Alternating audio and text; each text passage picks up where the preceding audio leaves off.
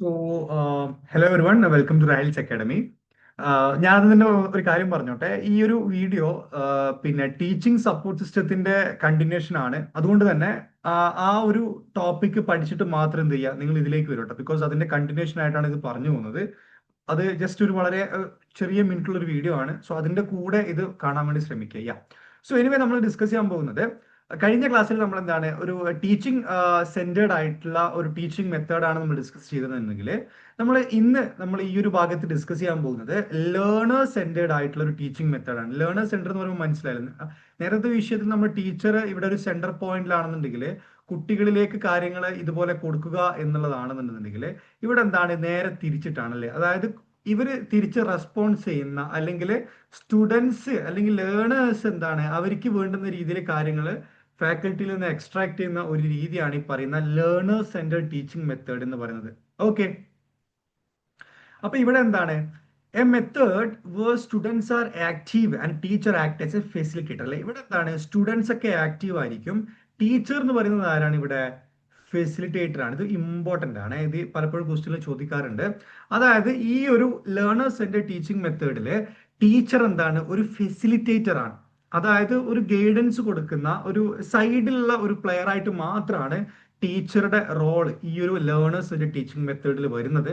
അതേ സമയത്ത് നമ്മൾ അതായത് ഓൾഡ് ആയിട്ടുള്ള ഒരു മെത്തേഡ് ഉണ്ടല്ലോ നമ്മുടെ ടീച്ചർ സെന്റേഡ് ലേണിംഗ് മെത്തേഡിൽ എന്താണ്, ടീച്ചേഴ്സ് ആയിരിക്കും അവിടെ എന്താണ് മെയിൻ ആയിട്ടുള്ള റോള്. സ്റ്റുഡൻസ് എന്താണ് ജസ്റ്റ് ഒരു കേൾവിക്കാരെന്നുള്ള ഒരു റോള് മാത്രമാണ്. പക്ഷെ ഇവിടെ വന്നു കഴിഞ്ഞാൽ എന്താണ്, ടീച്ചർ ഒരു ഫെസിലിറ്റേറ്റർ മാത്രമാണ്, പക്ഷെ സ്റ്റുഡൻസ് ആണ് അവിടെ ആക്റ്റീവ് ആയിട്ടുള്ള ഒരു പാർട്ടി എന്ന് പറയുന്നത്.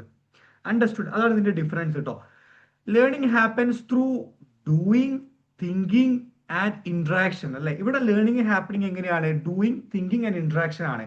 ടീച്ചർ സെന്റേഡിലാണെന്നുണ്ടെങ്കിൽ അതിങ്ങനെയായിരുന്നു, അത് ജസ്റ്റ് ലെക്ചറിങ് മാത്രമാണ്. ഓക്കെ, ഇവിടെ എന്താണ്, കുട്ടികൾ എന്തൊക്കെയോ ചെയ്യാണ്, കുട്ടികൾ ചിന്തിക്കുകയാണ്, കുട്ടികൾ തമ്മിൽ ഇന്ററാക്ട് ചെയ്യാണ്, റാദർ ദാൻ പാസീവ് ലിസണിങ് അല്ലെ. ഒരു പാസീവ് ജസ്റ്റ് ഒരു കേൾവിക്കാരൻ എന്നതിലുപരി കുട്ടികളൊക്കെ എന്താണ് പല കാര്യത്തിൽ ഇൻവോൾവ് ആവുന്നു, അവർ തിങ്ക് ചെയ്യുന്നു, അവർ ഇന്ററാക്ട് ചെയ്യുന്നു. അങ്ങനെ വളരെ ഇന്നോവേറ്റീവ് ആയിട്ടുള്ള മെത്തേഡിലാണ് കാര്യങ്ങൾ പഠിക്കുന്നത് ഈ ലേണേഴ്സ് സെന്റർഡ് ടീച്ചിങ് മെത്തേഡിൽ.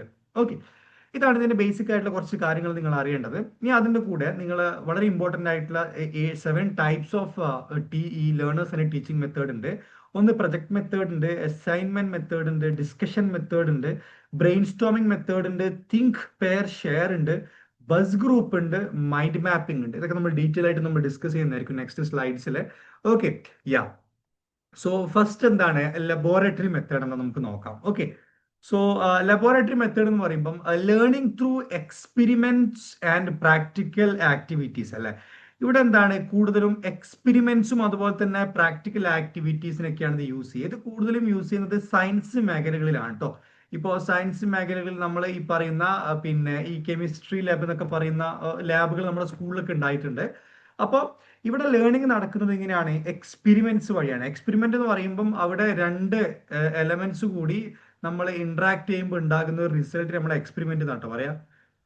അതിന്റെ എക്സാക്ട് ഡെഫിനിഷന് നമുക്ക് റിസർച്ച് ചാപ്റ്ററിൽ നമുക്ക് പഠിക്കാം കേട്ടോ. റിസർച്ച് ചാപ്റ്ററിൽ ഇതൊക്കെ ഡീറ്റെയിൽ ആയിട്ട് പറയുന്നുണ്ട്. ഓക്കെ, ഞാൻ എന്തായാലും ആ ഒരു ഭാഗത്തേക്ക് ഞാൻ വരും, ടീച്ചിങ് ആപ്റ്റിറ്റ്യൂഡ് കഴിഞ്ഞിട്ട് ഞാൻ വരും. ഓക്കെ, അപ്പോൾ എക്സ്പെരിമെന്റ്സും അതുപോലെ തന്നെ പ്രാക്ടിക്കൽ ആക്ടിവിറ്റീസും കൂടുതലുള്ള ഒരു ലേണർ സെന്റേർഡ് ടീച്ചിങ് മെത്തേഡ് അല്ലെങ്കിൽ ലേണിംഗ് മെത്തേഡ് നമ്മൾ എന്താ പറയാ? ലബോറട്ടറി മെത്തേഡ് എന്ന് പറയാം. Okay, students observe, experiment and draw conclusion അല്ലെ. ഒരു അധ്യാപകൻ ഒരു ബീക്കറിൽ രണ്ട് എന്താണ് ആസിഡ് ഒക്കെ ഇങ്ങനെ പിന്നെ എലമെന്റ്സ് ഒക്കെ ഇങ്ങനെ യൂസ് ചെയ്തിട്ട് അത് അവരെന്ത് ചെയ്യും? കുട്ടികൾ അതിങ്ങനെ ഒബ്സർവ് ചെയ്യും. ഓക്കെ, അതിൽ എക്സ് എന്നുള്ള ഒരു പാർട്ടിക്കിൾ ഇട്ടു, വൈ എന്നുള്ള പാർട്ടിക്കിൾ ഇട്ടു, അപ്പോൾ അവിടെ സെഡ് എന്ന് പറഞ്ഞൊരു പാർട്ടിക്കിൾ കിട്ടി. ഓക്കെ, അത് ചൂടാക്കിയപ്പോൾ സെഡ് എന്നുള്ള പാർട്ടിക്കിൾ കിട്ടി. കുട്ടികൾ എന്ത് ചെയ്യുന്നു? അത് ഒബ്സർവ് ചെയ്തതിനു ശേഷം എന്ത് ചെയ്യാണ്? അവര് എക്സ്പെരിമെന്റ് ചെയ്യും അല്ലെ.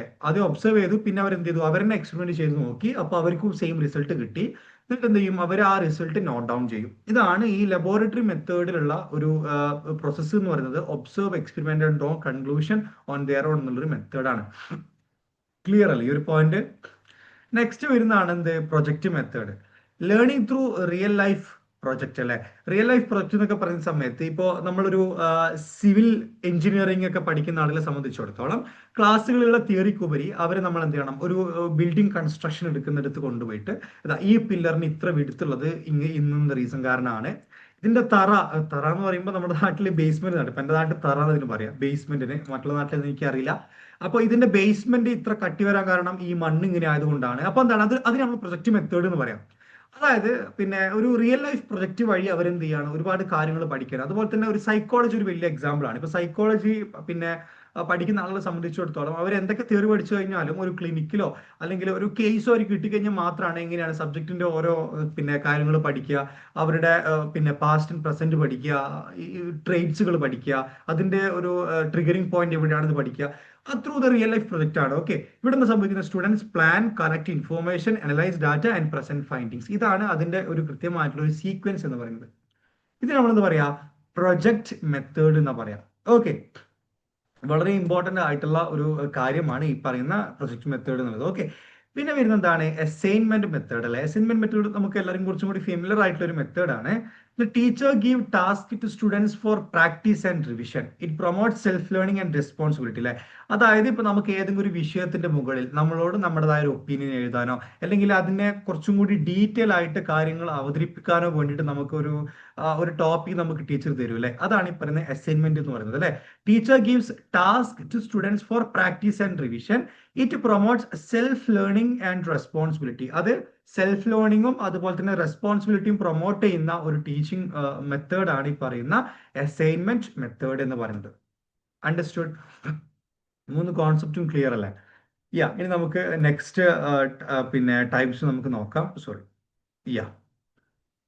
നെക്സ്റ്റ് വരുന്നതാണ് എന്ത്, മൈൻഡ് മാപ്പിംഗ് കേട്ടോ.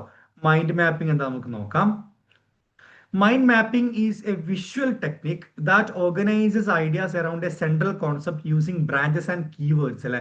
അതായത് ഇപ്പോ നമ്മള് ഉദാഹരണത്തിന് പറയുകയാണെന്നുണ്ടെങ്കിൽ, ഇപ്പോ ഞാനൊരു പിന്നെ സിറ്റുവേഷൻ, നമ്മുടെ ഒരു വിജയിന്റെ ഒരു മൂവി ഉണ്ടല്ലോ, എനിക്ക് ആ പേര് ഞാൻ മറന്നുപോയി. അതിലൊരു സീൻ ഉണ്ട്, ഒരു പിന്നെ ഈ വാട്ടർ പാസ് ചെയ്യുന്ന ഒരു പ്രൊജക്ടിന്റെ ഒരു ഡിജിറ്റൽ ആയിട്ട് ഇങ്ങനെ അടിയിലേക്ക് നോക്കിയിട്ട് നിങ്ങൾക്ക് പരിചയമുണ്ടോ ഞാൻ പറയുമ്പോൾ? ഓക്കെ, അതൊക്കെയാണ് ഇതിന്റെ ഒരു എക്സാമ്പിൾ കേട്ടോ. ഒരു ഫിലിമിൽ ഉണ്ടല്ലോ, പിന്നെ പുള്ളിക്കാരന്റെ ഒരു ഗ്രാമത്തിലേക്ക് വെള്ളം വിടാതെ പ്രതിഷേധിക്കുന്ന കർഷകരുടെ ഒരു തീമായിട്ടുള്ള ഒരു മൂവി ഉണ്ട്. അതില് ഒരു സീൻ ഉണ്ട്, ഒരു ബാക്ക്ഗ്രൗണ്ട് മ്യൂസിക് വെച്ചിട്ട്. അപ്പൊ അതാണ് മൈൻഡ് മാപ്പിംഗ്. അതായത് ഒന്നുമില്ല, നമ്മുടെ ഒരു പ്രൊജക്ട് നമ്മൾ എന്ത് ചെയ്യാണ്, ഒരു വിഷ്വൽ ടെക്നിക് രൂപത്തിൽ നമ്മളിങ്ങനെ വരച്ച് വരച്ച് കാണിക്കുകയാണ്. ഓക്കെ, ഇത് ഇന്ന കാര്യം, അത് ഇവിടെ എത്തി, അങ്ങനെ ഇതിന് ശേഷം നമുക്ക് പിന്നെ ഈ രീതിയിൽ കാര്യങ്ങൾ പ്രോസസ്സ് ചെയ്യേണ്ടി വരും. ഓക്കെ, ഒരു ഒരു ഒരു പ്രൊജക്റ്റിൽ നമ്മൾ എന്ത് ചെയ്യാണ്, ഒരു വരച്ചിട്ട് അതിന് വിഷ്വലി നമ്മൾ എന്ത് ചെയ്യാണ്, ഒരു സെൻട്രൽ കോൺസെപ്റ്റ് ഉപയോഗിച്ചിട്ട് ഒരുപാട് ബ്രാഞ്ചുകളൊക്കെ കൊടുത്തിട്ട് നമ്മൾ ചെയ്യുന്ന രീതിയാണ് മൈൻഡ് മാപ്പിംഗ് എന്നാട്ടോ പറയാം. ഓക്കെ, ഇപ്പൊ ഡിഫൻസിലൊക്കെ ഈ ഒരു മെത്തേഡ് നമുക്ക് യൂസ് ചെയ്യുന്നത് കാണാം. ഈ പട്ടാളത്തിന്റെ സിനിമയിലൊക്കെ ഇവരിങ്ങനെ വലിയൊരു മാപ്പ് കൊണ്ട് വെച്ചിട്ട് അതിനെ മാർക്ക് ചെയ്യലോ. ഓക്കെ, ഇവിടെ നമുക്ക് ഇവിടെ പോകണം, പിന്നെ ഇവിടെ വേറെ ട്രൂപ്പ് എത്തണം. ഓക്കെ, ആ രീതിയിലൊക്കെ നമുക്ക് എന്ത് ചെയ്യണം, മൈൻഡ് മാപ്പിങ്ങിനെ നമുക്ക് ഡിഫൈൻ ചെയ്യാം. ഓക്കെ, ഇവിടെ എന്താണ്, it improves understanding, memory and creative thinking by showing relationship between ideas അല്ലെ. രണ്ട് ഐഡിയാസ് തമ്മിലുള്ള റിലേഷൻഷിപ്പ് കണ്ടെത്താനും വേണ്ടി, അതുപോലെ തന്നെ നമ്മുടെ അണ്ടർസ്റ്റാൻഡിങ്ങും മെമ്മറിയും ക്രിയേറ്റീവ് തിങ്കിങ്ങും നമ്മൾ എന്ത് ചെയ്യാണ്, രണ്ട് ഐഡിയാസ് തമ്മിൽ കൂട്ടി യോജിച്ചുകൊണ്ട് നമ്മൾ എന്ത് ചെയ്യുന്നു, അതിനെ ഒരു നല്ല രീതിയിലുള്ള ഒരു റിലേഷൻഷിപ്പ് നമുക്ക് ബിൽഡ് ചെയ്യുന്നുണ്ടെങ്കിൽ അത് മൈൻഡ് മാപ്പിംഗിൽ വരുന്ന വളരെ ഇമ്പോർട്ടന്റ് ആയിട്ടുള്ള ഒരു ഒബ്ജക്റ്റീവ് ആണ്. Okay, fine. ഇതാണ് മൈൻഡ് മാപ്പിംഗ് എന്ന് പറയുന്നത്. പിന്നെ എന്താണ് discussion method. Okay, discussion method എന്ന് പറയുമ്പോൾ നമുക്ക് എല്ലാവർക്കും സുപരിചിതമായിട്ടുള്ള ഒരു മെത്തേഡാണ് അല്ലെ. Learning through exchange of ideas between teacher and students. നമ്മൾ ഒരു ടീച്ചർ എന്ത് ചെയ്യാണ്, ഒരു കുട്ടിയുടെ നടുക്കി ഇരുന്നു കൊണ്ട് എന്ത് ചെയ്യാണ്, ഒരു വിഷയത്തിന്റെ മുകളിൽ ഡീറ്റെയിൽ ആയിട്ട് അവിടെ സംസാരിക്കാൻ തുടങ്ങും. അപ്പോൾ നമ്മളിങ്ങനെ ഡിസ്കഷൻ നടത്തുന്ന സമയത്ത് നമ്മുടെ ഉള്ളിലുള്ള ഒരുപാട് ഇൻഫോർമേഷൻസ് നമ്മൾ ആദ്യം അറിയാതെ തന്നെ എന്ത് ചെയ്യും, അത് പുറത്തേക്ക് വന്നിട്ട് ആളിലേക്ക് അതൊരു പുതിയ ഇൻഫോർമേഷൻ ആയിട്ട്. കാരണം ഞാൻ എപ്പോഴും വിശ്വസിക്കുന്ന ഒരു കാര്യമാണ് പേഴ്സണലി, നമ്മൾ ഇപ്പൊ ഞാനൊരു പുസ്തകം വായിച്ചിട്ടുണ്ട്, ഈ കേൾക്കുന്ന ആളുകൾ നിങ്ങളൊരു പുസ്തകം വായിച്ചിട്ടുണ്ടോ? അപ്പൊ നമ്മളെല്ലാവരും ഒരുമിച്ചിട്ട് ഇരുന്നിട്ട് ഒരാൾക്ക് ഒരു 10 മിനിറ്റ് കൊടുത്തിട്ട് ഓരോ ആളും വായിച്ച പുസ്തകങ്ങളെ പറ്റി എക്സ്പ്ലെയിൻ ചെയ്യുകയാണെന്നുണ്ടെങ്കിൽ, നമ്മൾ ഓരോരുത്തരും അങ്ങനെ ഒരു 10 പേര് ഡിസ്കസ് ചെയ്യുകയാണെങ്കിൽ നമ്മൾ ഓരോരുത്തരും 10 പുസ്തകം വായിച്ച അതേ റിസൾട്ട് നമുക്ക് കിട്ടും. അതാണ് ഈ ഡിസ്കഷന്റെ ഒരു പവർ എന്ന് പറയുന്നത്. ഓക്കെ, അതാണ് ഈ പറഞ്ഞ ഡിസ്കഷൻ മെത്തേഡ് എന്ന് പറയുന്നത്. ഇപ്പോൾ learning through exchange of ideas between teacher and students. Okay, it develops critical thinking and communication skills. Okay, next വരുന്നതാണ് ഇത് ബ്രെയിൻ സ്റ്റോമിംഗ് മെത്തേഡ് കേട്ടോ. ബ്രെയിൻ സ്റ്റോമിംഗ് മെത്തേഡ് എന്ന് പറയുമ്പോൾ എന്താണ്, a method used to generate many ideas freely without criticism. Okay, ഇവിടെ എന്താണ് brain storming എന്ന് പറയുമ്പോൾ, നമ്മൾ പൊതുവെ ഇതിങ്ങനെ നടക്കാന്ന് വെച്ച് കഴിഞ്ഞാല്, ഒരു വിഷയം തരും, ഒരു ടോപ്പിക് തരും, എന്നിട്ട് നമുക്കൊരു 5 മിനിറ്റും തരും. അത് ചിലപ്പം മേ ബി ടീമായിട്ടായിരിക്കാം അല്ലെങ്കിൽ ഇൻഡിവിജ്വൽ ആയിരിക്കാം. Team or individual. എന്നിട്ട് 5 മിനിറ്റ് കൊണ്ട് ആ വിഷയത്തിന്റെ മുകളിൽ നമുക്ക് എന്താണ് പറയാനുള്ളത് അഭിപ്രായം. ഇപ്പൊ ഉദാഹരണത്തിന് പറയുകയാണെന്നുണ്ടെങ്കിൽ ഇപ്പം ഫെമിനിസം എന്നൊരു ടോപ്പിക് കൊടുക്കുകയാണ്. ഫെമിനിസം എന്നൊരു ടോപ്പിക് കൊടുത്തിട്ട് മോഡേൺ ഫെമിനിസം എന്നൊരു ടോപ്പിക് കൊടുത്തിട്ട് അവിടെ എന്ത് ചെയ്യാണ്, ഓരോ ആൾക്കും ഒരു 5 മിനിറ്റ് കൊടുത്തിട്ട് അവർക്ക് എന്താണ് ആ ഒരു വിഷയത്തെ പറ്റി ഡീറ്റെയിൽ ആയിട്ട് പറയാനുള്ള ഒരു സിറ്റുവേഷൻ ഒരുക്കി കൊടുക്കുക. അതാണ് ഈ ബ്രെയിൻ സ്റ്റോമിംഗ് മെത്തേഡ്. അതായത് ബ്രെയിൻ നമ്മൾ ഒരു 5 മിനിറ്റ് കൊണ്ട് നമ്മളെ ഇങ്ങനെ കുറേ ചിന്തിക്കും. ആ ഒരു സമയം ബ്രെയിൻ ഇങ്ങനെ ഒരു ഒരു ഒരു ഒരു കൊടുങ്കാറ്റ് പോലെ നമ്മുടെ ചിന്തകൾ ഇങ്ങനെ പറക്കും. അപ്പം അവിടെ എന്താണ് നമുക്കൊരു ഒരുപാട് പുതിയ പുതിയ എന്താ പറയാ നമ്മുടെ ബുദ്ധിയെ വികസിപ്പിക്കാനും അതുപോലെ തന്നെ നമുക്ക് ആ ഒരു പിന്നെ നോളജ് എത്ര സ്പോണ്ടേനിയസ് ആയിട്ട് നമുക്ക് അത് പിന്നെ ചെയ്യാൻ പറ്റും എന്നുള്ളതിന്റെ ഒരു ട്രെയിനിങ് ആണ് ഈ പറയുന്ന ബ്രെയിൻ സ്റ്റോമിംഗ് മെത്തേഡ് എന്ന് പറയുന്നത്. ഓക്കെ, ഇതാണ് ബ്രെയിൻ സ്റ്റോമിംഗ് മെത്തേഡിന്റെ വളരെ ഇമ്പോർട്ടന്റ് ആയിട്ടുള്ള ഒരു point. I hope you understood the things. Okay, പിന്നെ ഇനി നെക്സ്റ്റ് വരുന്നതാണ് എന്ത്, തിങ്ക് പെയർ ഷെയർ ടെക്നിക്ക് കേട്ടോ. തിങ്ക് പെയർ ഷെയർ ടെക്നിക്ക് നമുക്ക് നോക്കാം. Students think individually, then discuss in pairs and finally share ideas with class. Simple ആണ് അല്ലെ. ആദ്യം എന്ത് ചെയ്യുന്നു ആളുകൾ ഒറ്റക്ക് തിങ്ക് ഇൻഡിവിജ്വലി, അതാണ് ഇവിടെ ഈ തിങ്ക് എന്ന് പറയുന്നത്. ദെൻ ഡിസ്കസ് ഇൻ പെയർസ്, അതിനുശേഷം എന്താണ് ഓരോ പെയറുകളാക്കിയിട്ട് അവർ തമ്മിൽ ഡിസ്കസ് ചെയ്യും. And finally share ideas with class അല്ലെ. എന്നിട്ട് ഞാൻ എന്ത് ചെയ്യും, ആ ഒരു പെയർ ക്ലാസ്സിലേക്ക് എന്ത് ചെയ്യും, അവർ ചിന്തിച്ച ആ ഒരു വിഷയത്തെ പറ്റി ഐഡിയാസ് ഷെയർ ചെയ്യും. Okay, it promotes active participations and concept clarity among all learners അല്ലെ. എന്താണ് ആക്റ്റീവായിട്ട് പാർട്ടിസിപ്പേറ്റ് ചെയ്യാനും അതുപോലെ തന്നെ കോൺസെപ്റ്റിൽ കൃത്യമായിട്ടുള്ള ക്ലാരിറ്റി കൊടുക്കാനുമുള്ള ഒരു ഒരു പ്രൊമോഷൻ അവർ വിദ്യാർത്ഥികൾക്കിടയിൽ കൊണ്ടുവരുന്ന വളരെ ഇമ്പോർട്ടൻ്റ് ആയിട്ടൊരു ടെക്നിക്കാണ് ഈ പറയുന്ന തിങ്ക് പെയർ ഷെയർ ടെക്നിക് എന്ന് പറയുന്നത്. ഓക്കെ, പിന്നെന്താണ് fish ball technique. Okay, A small group discuss the topic while others observe and listen അല്ലെ. അതായത് ഇവിടെ എന്താണ് ഒരു ചെറിയൊരു ഗ്രൂപ്പ് ഉണ്ടാവും. ഓക്കെ, ഈ ചെറിയ ഗ്രൂപ്പ് എന്ത് ചെയ്യാണ്, അവര് ഡിസ്കസ് ചെയ്യാണ് ഒരു ടോപ്പിക്. ഓക്കെ, അതേ സമയത്ത് മറ്റുള്ളവർ എന്ത് ചെയ്യാണ്, അത് ഇവിടെ നിന്നിട്ട് ഒബ്സർവ് ചെയ്യാണ്. എന്നിട്ട് അത് എന്ത് ചെയ്യുന്നു, അത് ലിസൺ ചെയ്യും. അവരെന്തൊക്കെയാണ് ഡിസ്കസ് ചെയ്യുന്നത്, അവരെന്തൊക്കെയാണ് പിന്നെ എന്തൊക്കെ വിഷയങ്ങളാണ് അവർ മുന്നോട്ട് അവതരിപ്പിക്കുന്നത്. നമ്മൾ ഒന്നുമില്ല, നമ്മളൊരു ഫിഷിന്റെ ഒരു പിന്നെ എന്താ പറയുക, ഒരു എക്സിബിഷനിലൊക്കെ പോയി കഴിഞ്ഞാൽ നമ്മളിങ്ങനെ നോക്കി നിൽക്കില്ല, ഫിഷുകൾ എങ്ങനെ ഇങ്ങോട്ടാ പോകുന്നത്, അവരെന്താ ചെയ്യുന്നത്. ചെറിയ ചെറിയ സമയത്തൊക്കെ നമ്മൾ ആ ഒരു പിന്നെ പ്രാക്ടീസ് നമ്മൾ ചെയ്യാറുണ്ടായിരുന്നു. അതാണ് ഈ പറയുന്ന ഫിഷ് ബോൾ ടെക്നിക് എന്ന് പറയുന്നത്. ഓക്കെ, ഒരു ഗ്രൂപ്പ് ഓഫ് ആളുകൾ ഉണ്ടാവും, അവർ പല കാര്യങ്ങൾ ഡിസ്കസ് ചെയ്യുന്നു, പുറത്തുനിന്ന് നമ്മൾ അത് കാണുന്നു, അത് കേൾക്കുന്നു. ഇവിടെ എന്താണ്, it develops listening skills, critical thinking and reflective learning. ഈ 3 കാര്യങ്ങളാണ് ഈ ഫിഷ് ബോൾ ടെക്നിക്ക് വഴി ഓരോ വ്യക്തികൾക്കും ഉണ്ടാകുന്നത് എന്നാണ് ഇവിടെ പറയുന്നത്. അണ്ടർസ്റ്റുഡ്. പിന്നെ വരുന്നതാണ് buzz group method. Students form small groups for a short time to discuss a specific issue. Okay, buzz group എന്ന് പറയുമ്പോൾ ഒന്നുമില്ല, സ്റ്റുഡൻസ് എന്ത് ചെയ്യാണ്, ഒരു ചെറിയ ചെറിയ ഓരോ ഗ്രൂപ്പ് ആക്കിയിട്ട് പെട്ടെന്ന് തന്നെ ഒരു വിഷയത്തിന്റെ മുകളിൽ നമ്മളിപ്പോ ചില ഈ എന്താ പറയാ മോട്ടിവേഷൻ ക്ലാസ്സിലൊക്കെ നമ്മൾ പോയി കഴിഞ്ഞാൽ നമ്മളോട് പറയുമല്ലോ, പെട്ടെന്ന് ഒരു ഗ്രൂപ്പ് ആവാൻ വേണ്ടി പറയും, ഒരു കാര്യം ഡിസ്കസ് ചെയ്യും, അപ്പൊ തന്നെ നേരെ തിരിച്ചു വരും. അതാണ് ഈ പറയുന്ന ബസ് ഗ്രൂപ്പ് മെത്തേഡ് എന്ന് പറയുന്നത്. ഓക്കെ, എന്താണ്, it encourages quick idea generation and maximum student involvement അല്ലെ.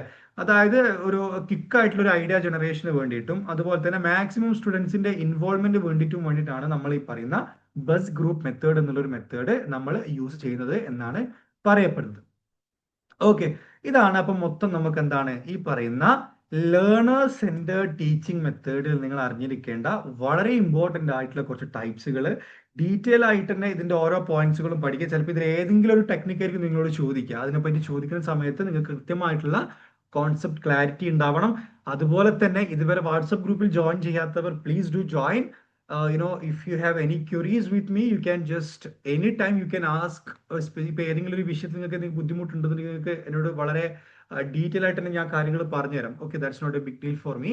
Yeah, so that's all about today's session. So yeah, we'll meet you on the next session. Until then, bye.